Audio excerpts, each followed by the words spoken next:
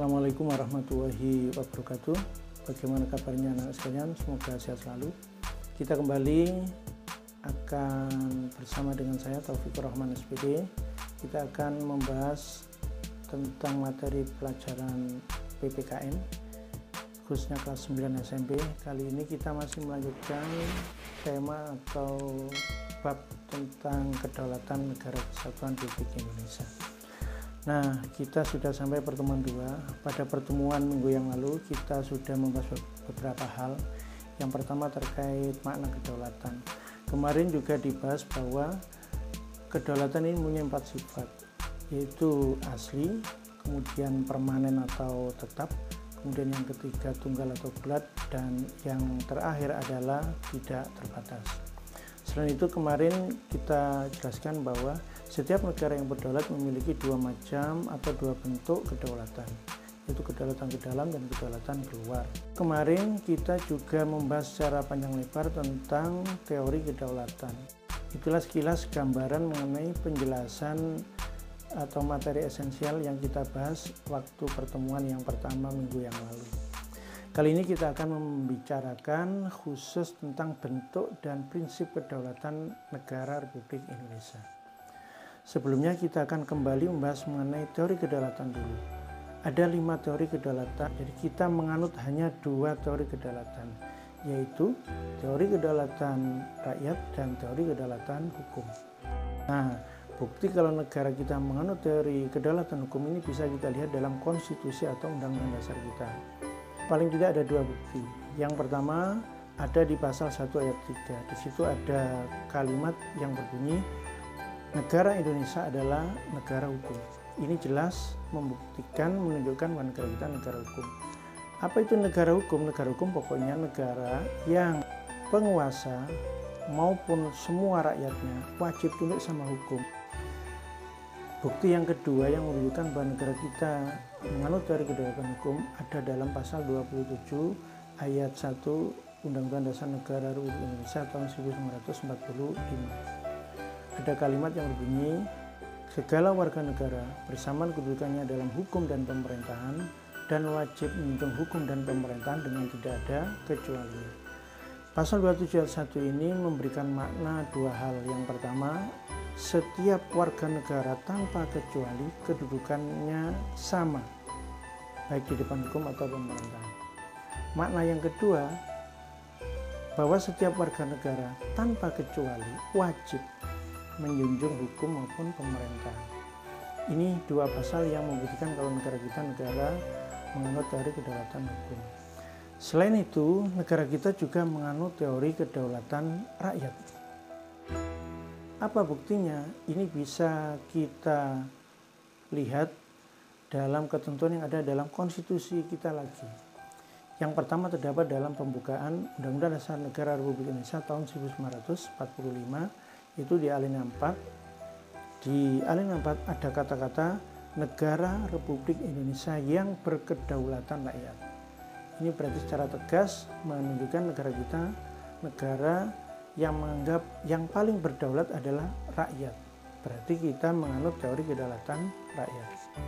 Selain itu juga terdapat dalam pasal-pasalnya. Dalam pasal 1 ayat 2 UUD 1945 itu juga terdapat kalimat kedaulatan ini berada di tangan rakyat dan dilaksanakan menurut Undang-Undang Dasar. Ini mempertegas kembali bahwa yang paling berdaulat di negara kita, yang paling berkuasa adalah rakyat.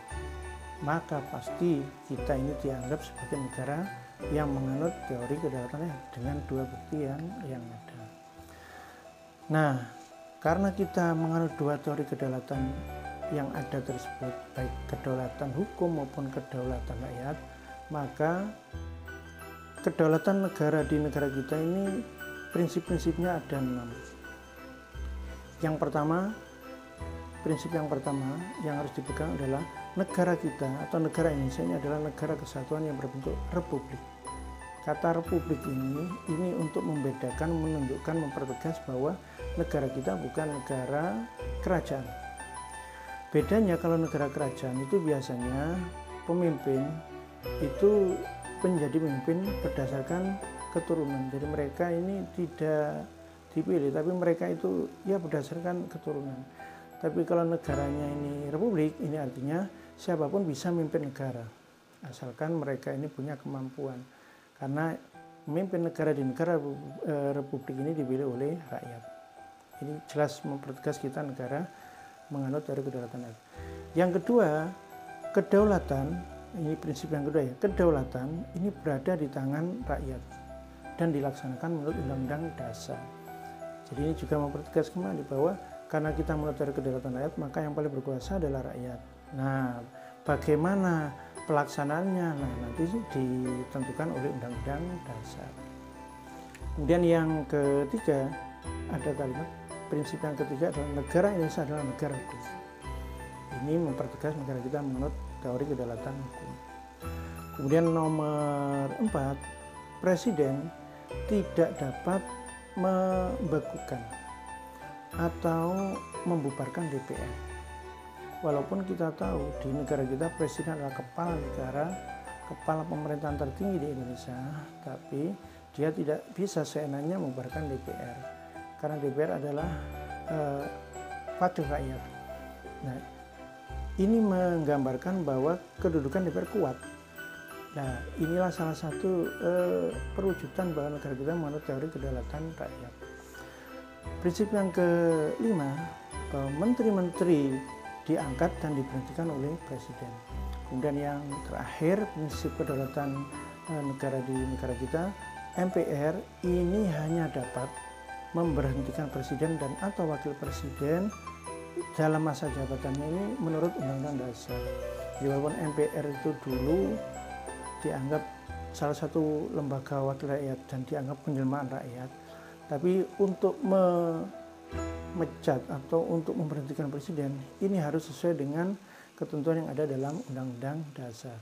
Inilah 6 prinsip kedaulatan negara kita menurut Undang-Undang Dasar 1945. Kita kembali ke teori kedaulatan rakyat lagi. Jadi di dunia negara yang menganut teori kedaulatan rakyat maka dapat disimpulkan atau dinyatakan bahwa negara itu dianggap sebagai negara demokrasi. Kok bisa negara yang menganut teori kedaulatan rakyat dianggap negara demokrasi? Maka kita harus kembali mengingat asal-usul kata atau pengertian dari demokrasi. Demokrasi itu sesungguhnya ini berasal dari bahasa Yunani kuno dari 2 kata, demos, kratos. Ada juga yang mengatakan demos, kratein. Demos itu artinya rakyat.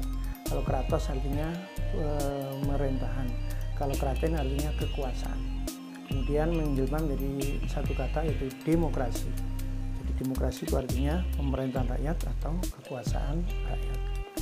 Menurut mantan Presiden Amerika yang bernama Abraham Lincoln, beliau menyatakan bahwa yang disebut dengan demokrasi adalah sistem pemerintahan yang diselenggarakan dari rakyat, oleh rakyat, untuk rakyat. Apa maknanya? Pemerintahan dari rakyat itu maknanya bahwa pemerintah itu dipilih oleh rakyat. Jadi mereka jadi pemerintah itu ada yang milih adalah rakyat. Itu artinya dari rakyat. Kemudian pemerintahan oleh rakyat. Apa maksudnya? Jadi yang menjadi pemerintah itu adalah rakyat. Jadi pemerintah itu bukan oleh rakyat itu sendiri. Itu artinya pemerintahan oleh rakyat. Jadi pemerintah dipegang oleh rakyat. Kemudian yang terakhir, pemerintahan untuk rakyat. Artinya bahwa siapapun pemerintah yang berkuasa, mereka bekerjanya untuk kepentingan rakyat. Jadi untuk rakyat. Itu pengertian dari demokrasi. Nah, sejak kapan demokrasinya ada di dunia? Maka kita harus mengingat kembali sejarah demokrasi. Jadi pada dasarnya menurut sejarah, demokrasi ini sistem pemerintahan yang pertama kali muncul itu sekitar tahun 500 sebelum Masehi atau 5 abad sebelum Masehi. Pertama kali ada atau terdapat di negara Yunani kuno. Jadi di masa itu di Yunani kuno terdapat sebuah negara yang dinamakan dengan polis. Polis itu negara kota atau city state, karena luasnya itu seukuran kota zaman sekarang jadi kecil, maka disebut dengan city state atau bahasa Yunaninya polis. Nah, Karena negaranya ini kecil, rakyatnya juga jumlahnya sedikit, maka saat itu untuk menjalankan pemerintahan, mereka menjalankan pemerintahan secara langsung. Artinya, setiap saat kalau ada persoalan terkait masalah negara, maka semua rakyat ini diundang dalam satu rapat, dikumpulkan di suatu tempat untuk membahas persoalan yang dihadapi oleh negara itu. Nah, cuma lama-kelamaan sistem demokrasi di Yunani ini akhirnya hilang. Zaman itu mereka dipimpin oleh seorang raja. Jadi sistem pemerintahnya adalah monarki, dan celakanya monarkinya dilakukan secara absolut. Jadi mereka menjalankan pemerintahan secara mutlak, sewenang-wenang, sehingga menimbulkan penderitaan terhadap rakyat. Ini berlangsung bukan hanya 1-2 tahun, tapi sampai berabad-abad. Nah, akhirnya sekitar abad 19 di Eropa mulai muncul gerakan-gerakan yang tidak menginginkan adanya penyelewengan, kesenang-wenangan yang dilakukan oleh penguasa, khususnya para raja terhadap rakyatnya. Nah, gerakan atau aliran ini melahirkan ajaran yang dinamakan ajaran rule of law, di mana rule of law itu artinya kekuasaan hukum. Jadi semua orang, baik rakyat maupun raja atau penguasa, ini wajib tunduk sama hukum. Nah, untuk mendapatkan gelar sebagai negara yang demokratis di bawah rule of law, maka negara itu harus memenuhi 6 syarat. Yang pertama, adanya pelindungan konstitusional hak-hak warga negara. Jadi di negara yang menjunjung tinggi ajaran rule of law atau kedaulatan hukum, maka hak-hak rakyat atau hak asasi warga negaranya ini harus dijamin oleh konstitusinya atau undang-undang dasarnya. Yang kedua, adanya badan kehakiman atau peradilan yang bebas. Jadi hakim yang bekerja memutuskan perkara di pengadilan-pengadilan itu harus bisa memutuskan seadil-adilnya berdasarkan aturan yang ada, tidak bisa ditekan gitu. Jadi yang salah ya harus bersalah, yang benar dilepas gitu. Kemudian yang ketiga, adanya pemilu yang bebas. Negara yang demokratis ini harus bisa menyelenggarakan pemilu secara bebas, siapapun punya hak menentukan sikap. Kemudian yang keempat, adanya kebebasan untuk menyatakan pendapat. Kemudian yang kelima, adanya kebebasan untuk berorganisasi, membentuk perserikatan dan lain-lain. Termasuk juga kebebasan untuk beroposisi. Beroposisi itu artinya memiliki sikap atau pandangan yang berbeda dengan pemerintah atau penguasa. Kemudian yang terakhir, adanya pendidikan kewarganegaraan. Singkat kata, setelah melalui proses yang panjang, akhirnya demokrasi itu muncul kembali. Tetapi demokrasi yang dilaksanakannya itu berbeda-beda. Maka secara singkat, paling tidak kita bisa tunjukkan perbedaan demokrasi yang dipakai di suatu negara dengan negara lain. Nah, kita ambil yang terkenal yaitu demokrasi liberal, demokrasi sosialis, dan demokrasi yang kita pakai yaitu demokrasi Pancasila. Kita ambil ada di tabel ini ya, misalnya kita lihat satu contoh aja terkait masalah pengambilan keputusan. Apa bedanya negara demokrasi liberal, demokrasi sosialis, negara demokrasi Pancasila untuk mengambil keputusan?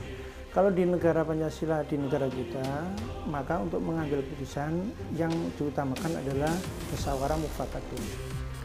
Musyawarah mufakat itu artinya bahwa pengambilan keputusan itu harus didasarkan atas kehendak orang banyak, sehingga tercapai kebulatan pendapat.